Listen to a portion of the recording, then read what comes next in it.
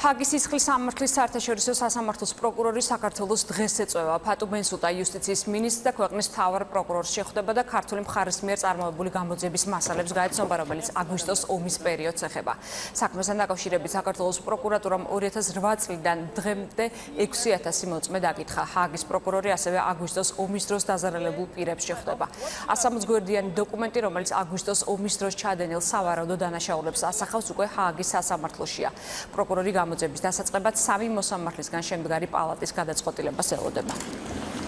2008 წლის ომის შემდეგ ევროკავშირის ინიციატივით შეიქმნა სპეციალური კომისია, ეგრეთ წოდებული ტალიავინის კომისია, რომელმაც ძალიან სერიოზული დასკვნა დადო იმის თაობაზე, თუ რა მოხდა 2008 წელს, რა იყო მიზეზები, რა არის შედეგები. მე მიჭირს რაიმეს თქმა, ჯერ არაფერი არ მინახავს მათი მხრიდან, რაღაც ისეთი, რაც იძლევა საფუძველს ჯერჯერობით რაღაცა ასე ვთქვათ, განსაკუთრებული მოსაზრებებისთვის, მაგრამ იქნება აუცილებლად. ჩვენ შევძლებთ დავამტკიცოთ და ამაზე ვიმუშავებთ, რომ ქართველების ეთნოწმენდა ჩატარდა, მაგრამ ჩვენ ასევე ვიმუშავებთ იმაზე, რომ ყველა ის ეთნიკურად ქართველი ადამიანი იქნებოდა ეს სამოქალაქო პირი თუ ჩვენი სამხედრო, რომლებიც იქნენ ნაწამები, ამაზეც ჩატარდეს გამოძიება. შესაგებელს წარვადგენთ, რომ გამოძიების სხვადასხვა მიმართულებიც იყოს პირველივე დღიდანვე პრიორიტეტული, მათ შორის